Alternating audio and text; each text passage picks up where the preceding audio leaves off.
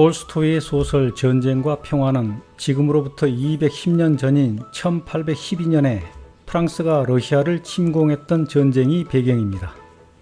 지금은 러시아가 우크라이나를 침공하는 전쟁이 벌어지고 있습니다. 그래서 오늘은 톨스토이가 소설에 남긴 문장들을 인용하면서 지금의 러시아 우크라이나 전쟁을 생각해 보겠습니다.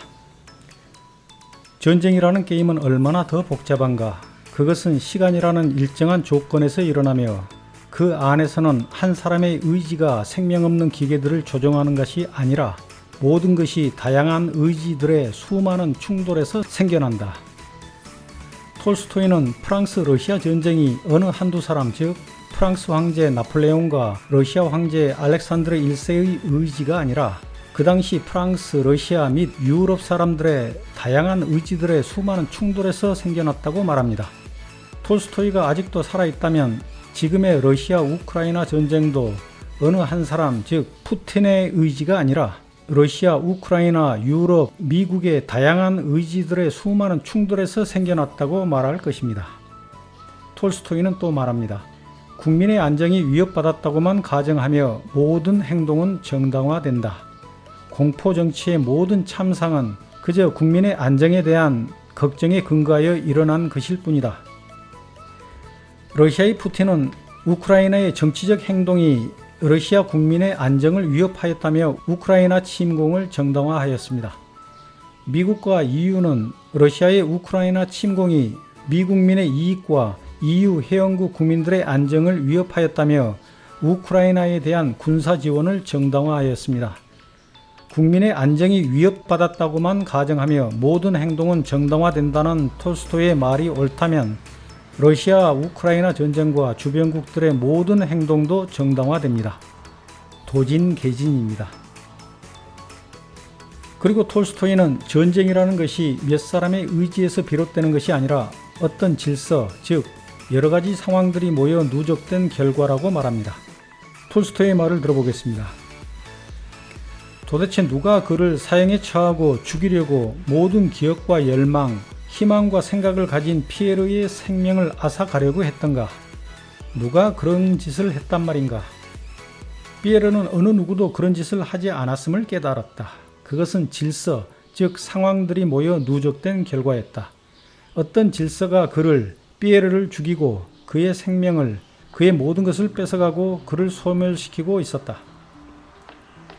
많은 역사가들은 프랑스군이 보로디노 전투에서 승리할 수 없었던 것은 나폴레옹이 코감기에 걸렸기 때문이며 만일 코감기에 걸리지 않았다면 전투 전과 전투가 진행되는 동안에 더 천재적인 명령을 내렸을 것이고 그러면 러시아는 멸망했을 것이고 세계의 모습도 달라졌을 것이라고 말한다. 표트르 대제 한 사람의 의지에 따라 러시아가 형성되었으며 나폴레옹 한 사람의 의지에 따라 프랑스가 공화국에서 제국으로 변하고 프랑스군이 러시아로 진군했다고 인정하는 역사가들, 그런 역사가들에게서는 이 같은 추론, 즉 나폴레옹이 26일에 심한 코감기를 앓아서 러시아가 강국으로 남을 수 있었다는 추론이 필연적으로 나올 수밖에 없다.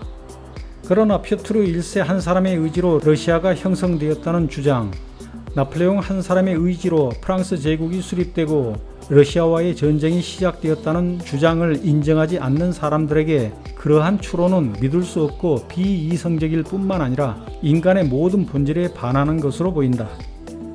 무엇이 역사적인 사건의 원인을 형성하는가라는 질문에 대해 우리는 다른 대답, 즉 세계의 사건들의 흐름은 높은 곳에서 미리 결정되고 그 사건에 관여하는 인간들의 의지의 총합에 좌우되며 이 사건들의 흐름에 대한 나폴레옹의 영향은 다만 외적이고 허구적인 것이라는 대답이 제시될 수 있다. 우리 개개인은 위대한 나폴레옹보다 더 뛰어난 인간은 아닐지 몰라도 결코 그보다 못한 인간은 아니라고 내게 말하는 인간의 존엄성은 앞서 말한 문제를 이런 식으로 해결하도록 명하며 역사 연구는 이 가정을 넘치게 확증해 준다. 사건이 일어날지 혹은 일어나지 않을지가 그들이 하는 말에 달린 것처럼 보이는 나폴레옹과 알렉산드르도 제비뽑기나 징집으로 출정한 병사들과 마찬가지로 좀처럼 마음대로 행동하지 못했다. 그럴 수밖에 없었던 이유는 사건을 좌우하는 듯 보이는 나폴레옹과 알렉산드르의 의지가 실행되기 위해서는 수많은 상황들, 한 가지만 없어도 사건이 일어날 수 없을 상황들이 반드시 하나로 일치해야 했기 때문이다. 실질적인 힘을 쥐고 있던 수백만 명의 사람들, 즉 사격을 하고 식량과 대포를 운반하는 병사들이 몇몇 개인들과 나약한 이들의 의지를 수행하는 데 동의하도록 하고 무수히 많은 복잡하고 다양한 이유로 그것에 이끌리도록 해야만 했다. 사과는 언제 익어서 떨어지는가? 그것은 왜 떨어지는 것일까? 중력이 지면으로 끌어당기기 때문일까? 줄기가 시들기 때문일까? 햇볕을 받아 마르고 튼실해지고 바람에 흔들리기 때문일까? 나무 아래 서 있는 소년이 먹고 싶어 하기 때문일까? 어느 것도 원인이 아니다. 이 모든 것은 생명의 유기적이고 자연력적인 온갖 사건이 이루어질 수 있는 여러 조건들이 합치된 것일 뿐이다. 사과가 세포막 질이 분해되거나 그 유사한 것으로 인해 떨어진다는 사실을 발견한 식물학자는 사과가 먹고 싶어서 사과를 달라고 기도했기 때문에 사과가 떨어졌다고 말하는 어린 아이처럼 그 정도로만 옳을 것이다. 나폴레옹이 모스크바에 간 것은 그가 원했기 때문이고 나폴레옹이 파멸한 것은 알렉산드르가 그를 파멸시키길 원했기 때문이라고 말하는 사람은 수백만 푸드의 깊이로 갱도를 판 산이 붕괴한 것이 마지막 광부가 곡괭이로 최후의 일격을 내리쳤기 때문이라고 말하는 사람처럼 옳기도 하고 그르기도 할 것이다. 역사적인 사건들에서 이른바 위대한 사람들이란 사건 자체와는 그 무엇보다 관련이 적은 상표처럼 사건의 명칭을 부여하는 상표이다. 그들 각각의 행동은 스스로에게는 자기 의지에 따른 것처럼 보이지만 역사적인 의미에서 보면 자기 의지에 따른 것이 아니며 그것은 역사의 모든 진행 과정과 연관되어 있고 영원 전부터 결정되어 있는 것이다. 우리는 나폴레옹과 알렉산드르 1세의 성격에서 특수성과 천재성을 볼 필요가 없을 뿐더러 그들이 나머지 전체 인간들과 똑같은 인간이라고 생각할 수밖에 없을 것이다. 그리고 이 사람들을 그런 인물들로 만들어버린 사소한 사건들이 필연적이었다는 점도 명백해질 것이다. 말하기 이상하고 무섭겠지만 러시아 역사가들에게 역사의 가장 보잘것없는 도구에 불과한 나폴레옹, 언제 어디에서도 심지어 추방 중에도 인간의 품위를 보여준 적이 없는 나폴레옹은 열광과 환희의 대상이다. 위 문장들에서 톨스토이는 프랑스 러시아 전쟁의 원인과 책임이 단 두 사람, 즉 나폴레옹과 알렉산드르 1세에게 있다고 생각하는 역사가들에게 동의하지 않았다는 것을 알 수 있습니다. 그러므로 지금 러시아 우크라이나 전쟁의 원인과 책임도 단 두 사람, 즉 푸틴과 젤렌스키에게 돌리는 것에 톨스토이는 동의하지 않을 것입니다. 많은 사람들이 러시아는 악이고 이에 맞서는 우크라이나인들은 선하고 위대하다고 말합니다. 그러나 톨스토이는 전쟁에서의 선과 악에 대하여 다른 말을 합니다. 그것은 위대하다. 역사가들이 이렇게 말하면 그때는 이미 선도 악도 없고 위대함과 위대하지 않음이 있을 뿐이다. 위대함은 선이고 위대하지 않음은 악이다. 역사가들의 개념에 따르면 위대함이란 그들이 영웅이라 부르는 어떤 특별한 동물의 특성이다. 전쟁터에서의 위대함과 위대하지 않음은 그저 동물적 특성일 뿐이지 인간의 특성이 아니라고 생각하는 톨스토이는 전쟁터에서의 당사자들을 선과 악으로 나누는 것을 비웃습니다. 톨스토이의 생각이 맞다면 지금 우크라이나의 젤렌스키를 선, 러시아의 푸틴을 악으로 규정짓는 사람들은 죄다 틀렸습니다. 톨스토이가 말합니다. 사람들의 자의지의 총합은 결코 한 역사적 인물의 활동으로 표현되는 것이 아니다. 모든 사람의 의지가 한 역사 인물의 행위로 표현된다고 가정하는 것 자체가 거짓임을 우리는 느끼고 있다. 인간들의 자의식의 총합이 혁명과 나폴레옹을 만들었으며 오직 이 자의지의 총합만이 혁명과 나폴레옹을 용인하고 파멸시켰던 것이다. 역사의 법칙을 연구하기 위해 우리는 관찰 대상을 완전히 바꾸어 황제들과 대신들과 장군들은 가만 내버려 두고 대중을 다스리는 동질적인 무한소의 요소들을 연구해야 한다. 톨스토이는 전쟁이 몇 사람 인간들의 의지가 아니라 대중을 다스리는 요소들, 어떤 질서 또는 하느님의 뜻에 따라 발생한다고 말합니다. 그 문장들을 읽어보겠습니다. 안드레이 여동생 마리아가 전쟁에서 오빠를 잃은 친구 줄리에게 보낸 편지에 나오는 내용입니다. 삶에서 행복을 찾을 줄 알고 아무에게도 해를 끼치지 않으면서 다른 사람들의 행복을 위해 꼭 필요한 선량하고 고결한 존재들이 무엇을 위해 왜 하나님의 부름을 받는 걸까요? 악하고 무익하고 해로운 혹은 자신과 다른 사람들에게 짐이 되는 사람들은 무엇을 위해 왜 살아남는 걸까요? 나의 친구, 당신에게 이 얘기를 하는 것은 오직 나에게 삶의 규범이 된 복음의 진리, 즉 우리의 머리카락 한 올도 그분의 뜻이 아니면 땅에 떨어지지 않는다는 점을 당신이 납득하도록 하기 위해서예요. 이제 그는 모든 것에서 위대하고 영원하고 무한한 것을 보는 법을 습득했고, 따라서 그것을 보기 위해, 그 관조를 즐기기 위해 예전에 사람들의 머리 너머로 바라보았던 망원경을 버리고 그의 주변에서 영원히 변하고 영원히 위대하고 불가해한 무한한 삶을 기쁘게 관조하는 것은 자연스러운 일이다. 가까이 가서 보면 볼수록 그는 점점 더 평온하고 행복해졌다. 이전에 그의 모든 지적 건축물을 파괴하던 무서운 질문, 왜는 이제 그에게 존재하지 않았다. 이제 왜라는 그 질문에 대해 그의 마음속에는 다음과 같은 단순한 답이 항상 준비되어 있었다. 하느님이 계시기 때문에. 하느님의 의지 없이는 사람의 머리에서 머리카락 하나 떨어지지 않기 때문에. 그럼에도 불구하고 톨스토이는 또 이렇게 말합니다. 그는 포로들을 가리키며 말했다. 그런데 저들을 부른 자는 누구인가? 자업자득이야, 개의 자식들. 전쟁을 일으키고 전쟁터에 군인들을 부른 존재는 누구일까요? 하느님일까요? 인간들 자신일까요? 톨스토이는 개자식들의 자업자득이라고 말합니다. 그래서 결국 전쟁은 하느님의 의지가 아니라고 톨스토이는 결론을 내었다고 나는 생각합니다.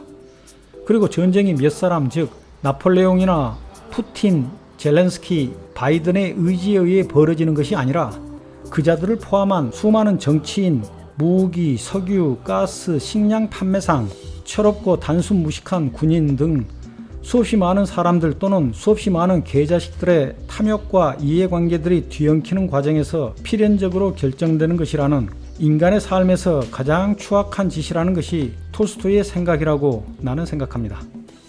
톨스토이가 주인공 안드레이의 입을 빌어 말합니다. 우리는 전쟁 놀이를 해왔던 거지. 그건 추악한 짓이야. 우리는 관대함을 보이거나 그 비슷한 행동들을 하지. 그런 관대함이나 감상성은 도살당하는 송아지를 보면서 구역질하는 마님의 관대함이나 감상성 같은 거야. 그녀는 너무 착해 피를 보지 못하면서도 소스를 친 그 송아지 고기는 맛있게 먹지. 우리는 전쟁의 권리니 기사도 정신이니 협상이니 불행한 사람들에게 자비를 베풀라느니 하는 이야기를 듣지. 하지만 모두 헛소리야. 전쟁은 친절한 행동이 아니라 인간의 삶에서 가장 추악한 짓이야. 그러니 그 사실을 잘 깨닫고 전쟁으로 장난질해서는 안 돼. 우리는 이 무시무시한 필요성을 엄격하고 진지하게 받아들여야 해. 모든 것은 이것, 거짓을 버리는 것에 있어. 전쟁은 전쟁일 뿐 놀이가 아니야. 그러지 않으면 전쟁은 경박한 인간들의 한가한 오락거리가 되고 말아. 군인은 가장 존경받는 계층이지. 그런데 전쟁이란 과연 무엇이고 전쟁에서 승리하기 위해 필요한 것은 무엇이며 군인 사회의 성격은 어떠한가? 전쟁의 목적은 살인이고 전쟁의 수단은 첩보, 배신, 배신에 대한 포상, 주민들의 파멸, 군대의 식량 조달을 위해 주민을 상대로 벌이는 약탈과 도둑질이야. 기만과 거짓은 군인의 책략이라 불리지. 군인 계층의 성품은 자유의 부재, 즉 규율, 무위, 무지, 잔인성, 방탕, 음주야. 그럼에도 이 최고 계층은 모든 이들의 존경을 받지. 중국 황제를 제외한 모든 황제들이 군복을 입어.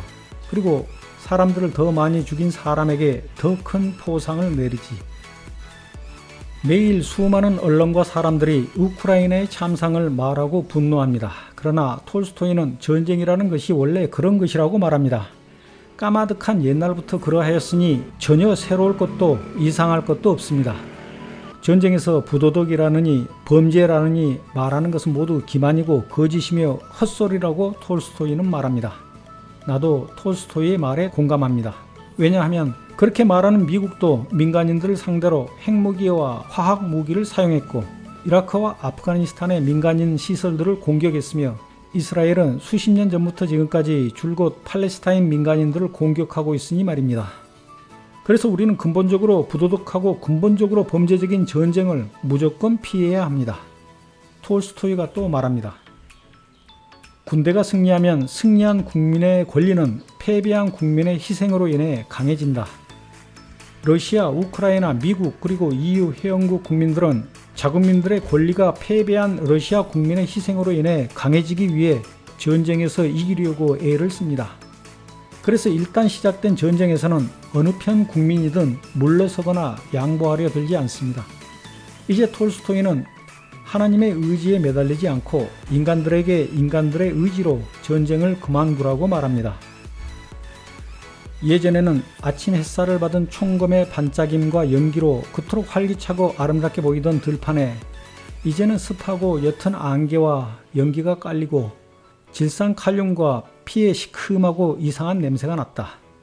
작은 구름들이 몰려와 전사자, 부상자, 겁에 질린 사람들, 기진맥진한 사람들, 의혹에 빠진 사람들의 머리 위로 보슬비를 뿌리기 시작했다. 보슬비는 마치 이렇게 말하는 것 같았다. 충분해요. 충분하다고요. 인간 여러분들. 이제 그만하세요. 정신 차려요. 당신들은 뭘 하고 있는 겁니까? 조직 폭력배들 사이의 싸움판을 뮤직비디오의 배경으로 했던 마이클 잭슨의 노래 Beat It의 일부를 들어보겠습니다. 마이클 잭슨은 폭력적인 인간들 앞에서는 당장 맞서지 말고 물러나라고 달아나라고 노래합니다.